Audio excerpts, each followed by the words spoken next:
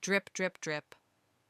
Rain poured from the heavens, soaking the nighttime streets of Manchester. Street lamps stretched in a careful grid, each casting pools of pale light every 20 meters along the asphalt. Cars lined the raised pavements, and behind waist-high black gates, brick houses hid windows, partially obscured by thick, leafy bushes guarding their secrets. The raindrops met with concrete, leaving behind that familiar sweet scent known to those who lived here. Each drop was fleeting, insignificant on its own, yet together they whispered to the attentive. Some cursed the damp seeping into a new jacket which was recently bought. Others, though, had much more serious issues, like the man tasked with guarding against rising floodwaters. Took note quietly, yet with diligence. Most simply walked on, accepting it as an unavoidable fact of life. Drop, drop, drop as one more joined the river of countless others, sending ripples across the pavement, appearing as waves of sheer death to insects and life at ground level. Most disappeared without a trace, folding quietly into the night like a drop in the ocean.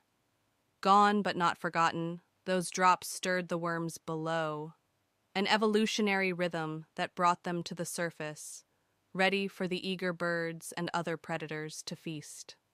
The silence of the night broke only with the occasional car rolling along the road at the bottom of the street. On this street, the houses were all similar in tone and build, almost identical, if not for subtle differences in curtains, blinds, window shapes, door colors, or the size of the gates separating pavement from garden. Enough to give each house its own personality. One house stood out in quiet defiance of its neighbors. Number 147. The pale light of the street lamp caught raindrops on its dark blue door, each bead glinting like a miniature world. The door handle wiggled ever so slightly before swinging down in a slow, considered motion. A man stepped out, blue jeans with rips at the cuffs, a plain white t-shirt clinging slightly to his frame, sandals not yet slick with rain. He moved with tentative, uneven steps, one hand brushing his woolly hair, the other carrying a bag of garbage. He reached the first of the 3 bins lined beside the bush in front of the window. The faint glow of a digital screen reflected off the glass. Carefully, he pressed a finger beneath the lid of the brown bin, pausing as if the world were holding its breath. Pressure rising from within, as the rain permeates through the surface of his cotton shirt, and his cuffs begin to wet at the ankles. His moment had come. Pick right, he thought. The silence cut short with a shrieking voice bellowing from a place unseen. No, black one only this week. Rapid, it's about to begin. Get in. I am not rewinding. A playful female voice called from inside. Soft and light, it carried a teasing warmth that made him pause and smile despite the chill. Mara, I knew, he replied easily. How did she even know, though? He muttered under his breath, a faint murmur meant only for himself. He climbed the 2 concrete steps separating garden from house and shut the door behind him. Inside, the warm glow of lamplight painted the walls. Steam rose from a cup on the counter. Mara's presence was already felt, watching, waiting. He jumped into the middle of the sofa, closing the door behind him. Silence settled in the hallway. The paintings on the walls trembled faintly from the impact. Snapshots of their lives, from travels around the world to a small ultrasound scan mounted beside a plaque with the names Eli and Mara, lit by the lamp nearby, its rays glimmering softly across the surface. On a nearby shelf, a small stack of DVDs leaned slightly to one side. A DVD labeled Blink, Episode 10, Season 3 of Doctor Who, its title faded, a worn copy of Inception, and a nondescript case with the word primer scrawled across the spine in a faded marker. Tucked between a pile of magazines was a paperback of Contact, its cover showing a distant starfield and a tiny radio dish barely visible under the lamp's glow. The desk beneath the window bore remnants of their everyday lives, a half-filled mug of tea, pens scattered across a notebook, and an old iPhone displaying the time, barely flickering with notifications from apps that no one really used anymore. Mara's laptop sat open, paused on a bookmarked page about motherhood, with a True Blood article open beside it, a page she had meant to return to months ago but never had. Eli's gaze drifted to a small, abstract sculpture on the windowsill, a twisted, metallic form that seemed to shimmer oddly in the lamplight, as if responding to some subtle rhythm in the room. Mara glanced up from her cup of tea, smirking. "You always notice the weird stuff first." "Someone has to," Eli replied, tilting his head, a soft smile playing at his lips. "Otherwise, it all goes unnoticed, like cracks in time." Mara laughed lightly. Shaking her head. "You've been watching too much Doctor Who again." "Maybe," he said, "but I've got to pay attention. You never know what might blink in or out of existence next."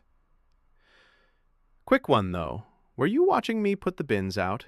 he blurted, a stance of playful defiance, even as her eyes remained glued to the scene unfolding on the small screen mounted on the wall.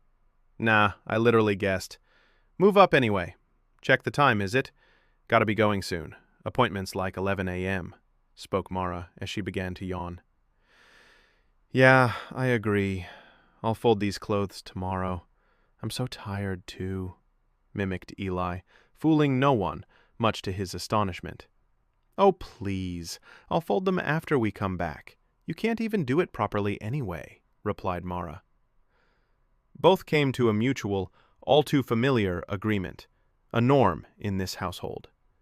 Eli smirked with victory, while Mara simply enjoyed regaining some silence. The silence, quickly interrupted by a loud, thunderous sound, followed by a flash of light outside. Peace is no longer in the room with Eli and Mara, replaced by confusion and slight shock. Eli, with the curiosity of a young boy with no fear reflex nor flight, immediately rushes off his seat and out the door. Mara still looking at the window, trying to see past the glare of the living room lights dancing off the glass panel holding back the windy, wet weather on the opposite side. From her perspective, this lasted an eternity, yet it was mere seconds by the time she looked outside and managed to get some sort of reality. Eli's head popped in front of her. She balks at the sudden appearance of Eli as she gulped in horror. Eli's voice can be heard, slightly muffled by the inches of glass separating them. "Come out! I swear this is odd! Come see this!" Eli loudly said in sheer excitement. Mara rose from comfortable position on her side of the sofa, to waddle towards the door before quickly shuffling to the end of the hall, stopping only to slide on a pair of red slippers. The door, left ajar, is pushed out in anticipation of Mara's arrival. Eli, with one hand holding the door open wide enough for Mara's exit, but not enough to allow any of the terrible weather to permeate throughout the house. "I swear to God I heard the sound before the light," Eli spoke loudly again. "Shh! People are sleeping. But I think you are right. Strange," Mara replied in a calm, comfortable, commanding tone. "Yeah, I was trying to see if it happened again, but maybe we were too focused on the TV." Eli spoke as he suddenly remembered that the rain was still ongoing, and his clothes were absorbing the water as if that was its only duty. He quickly remembered in his excitement as that she was indeed several months pregnant, and although against his own will, he ushers her inside. Trying to time charge, as cliched as his thinking was, this is what he had been taught. His face, from a smiling, wide-eyed boy, quickly shifted into one of the 32-year-old that stood before Mara, helping her step by step up the small set of stairs. "Yeah, let's go, babe.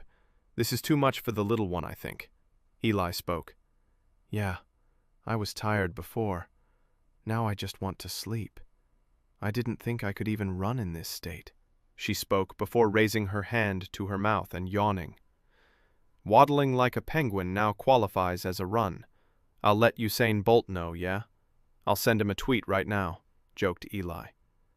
The sofa is a great secondary bed, Mara said in a sarcastic voice. Eli, knowing that he pressed the right buttons, continued to utter jabs aimed at her weight gain, whilst she retorted about how he never quite reached 6 feet, falling 1 inch short.